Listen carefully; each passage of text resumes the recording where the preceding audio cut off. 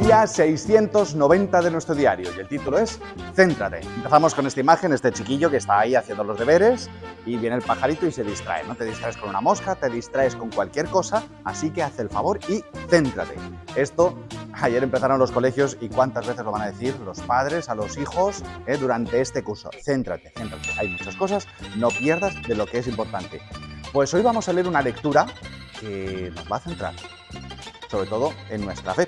Vamos a ver, no vamos a coger el Evangelio porque el Evangelio lo estábamos mirando y es un Evangelio que hemos utilizado muchísimas veces, así que pues vamos a coger la carta a los Colosenses, que es la primera lectura de la misa de hoy.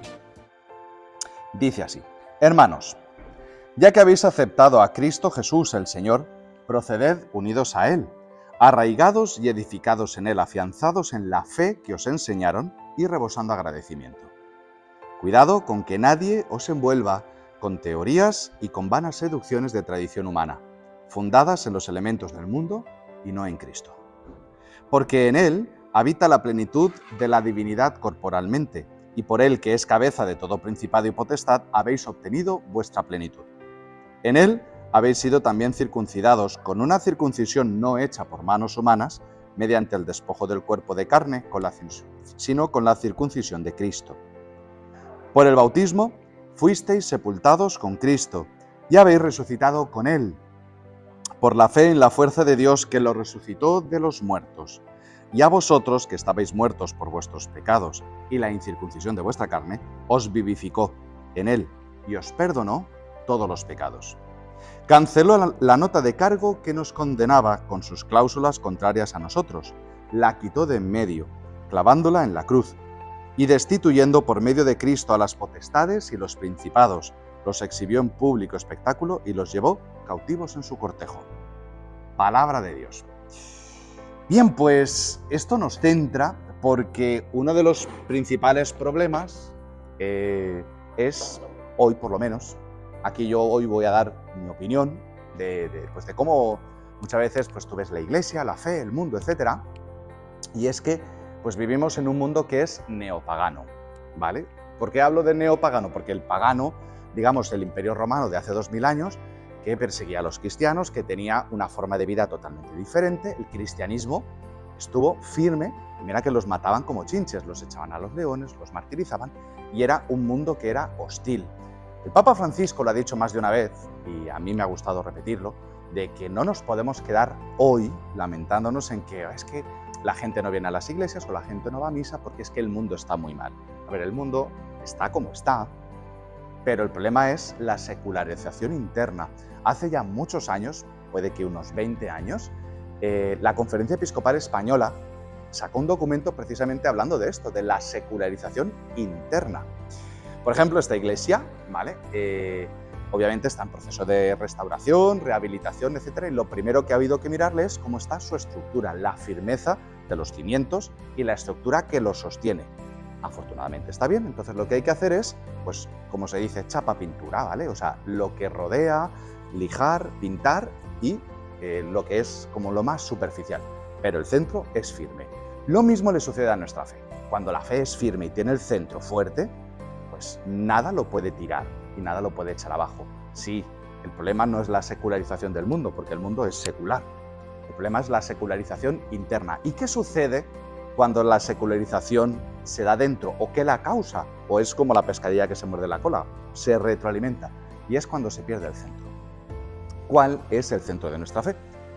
Yo he escuchado frases que son muy dicientes, ¿no? de mucha gente que tiene vídeos por YouTube, obispos que están en redes, etcétera, y que hablan, dice, hubo un tiempo donde los teólogos eran todos santos, donde el conocimiento de Dios implicaba una santidad. Es verdad que muchas veces hemos hecho de Dios un conocimiento teórico y mi vida va por otra parte, ¿no? Y puedo saber muchas cosas de Dios, tener muchas cosas claras, pero mi vida va como a otro ritmo, ¿no? Y uno de los problemas es perder el centro de nuestra fe cristiana. Decían, el centro es Cristo Salvador, que viene a salvarme de los pecados, lo que decía aquí San Pablo a los colosenses, que es precioso, ¿no? O sea, decía, habéis sido sepultados con Cristo y habéis resucitado con Él. O sea, el paso de la muerte a la vida, que Cristo ha resucitado y que viene a resucitarme. Que el centro es que, ¿a qué viene Dios a la vida de una persona? A perdonarme los pecados, ¿no? Si soy consciente de que los tengo, ¿no? Otra cosa es, si no soy consciente, los tengo igual, pero no sé qué me pasa, ¿no? O sea, ¿qué me pasa? ¿Qué sé yo que no me hallo bien? Pues ahí está el pecado en tu vida reinando y es el que causa la muerte en tu vida. Y si tienes esa certeza y Cristo viene a sacarte de la muerte a la vida, ese es el centro y el motor de todas las experiencias, ¿no? De la experiencia de fe. En definitiva, es el centro del cristianismo, Cristo como Salvador de la vida de una persona, que eres tú y que somos cada uno de nosotros, ¿no? Canceló la nota de cargo que nos condenaba. O sea, yo no soy ningún perfecto, pero Cristo ha cancelado la nota de cargo, ¿no? Y ese es el motor y es lo que es el querigma, el centro del querigma, que los primeros apóstoles lo tenían en los Hechos de los Apóstoles y San Pablo en sus cartas. Cristo constituido Señor de la muerte, vencedor del pecado y que te da, por la participación de su Espíritu, vivir resucitado ahora y resucitar, ¿no? En un futuro. O sea, esto se ha ido diluyendo porque lo primero que se ha diluido es el concepto de pecado. Entonces las cosas pues son pecados y a mí me parece que sean pecado, ¿no? En este subjetivismo en el que estamos envueltos hoy. Entonces pues desaparece el pecado, entonces pues Dios viene a que yo sea mejor persona.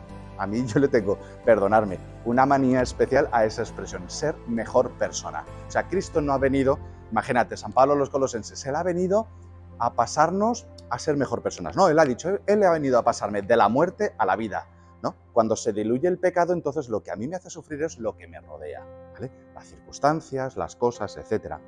Y es cierto que hay un momento en la historia de la Iglesia donde esta fe cristiana, este pasar de la muerte a la vida y que me pone en movimiento para amar al otro, se ha expresado pues, en una solicitud por las personas más necesitadas, ¿no? Y es cuando han nacido y el Señor ha inspirado toda esta corriente y órdenes religiosas encargadas de la caridad, de ayudar a los más necesitados, etc. Pero ¿qué es lo que sucede? Cuando este motor de fe desaparece, nos convertimos en una ONG, donde lo importante no es la salvación de las almas, sino la promoción de la persona. Y ahí nos desenfocamos, nos descentramos y ponemos como prioritario lo que es secundario. Y lo que es secundario se convierte en prioritario. Entonces, ahí es donde nos descentramos. ¿Qué ha sucedido? Pues que hay muchas personas que, considerándose cristianos, o viven una fe en la que el pecado no existe, o el pecado es relativo, o esto sí, pero esto no, etc. Y entonces pues se queda en una fe, pues eso, simplemente de ONG, ¿no? Donde obviamente la fe se expresa por la caridad, y está estupendo, ¿no? Pero no somos solo una ONG. Pero cuando esto sucede también, sabéis que cada extremo genera un extremo contrario. Las personas que obviamente, como ven que este relativismo moral está tan rampante, entonces lo importante y lo central del cristianismo es el discurso moral, ¿no?